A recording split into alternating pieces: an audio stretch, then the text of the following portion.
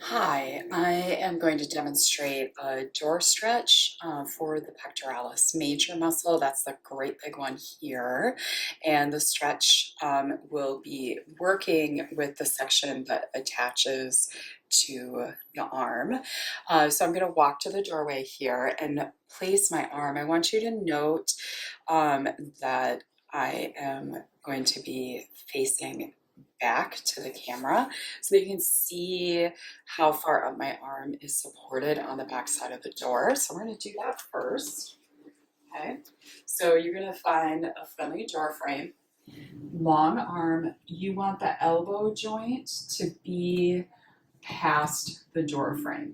Okay, and then to do the stretch, you simply are going to turn away from your shoulder to your comfortable range of motion and hold it for a count of 2 and then come back.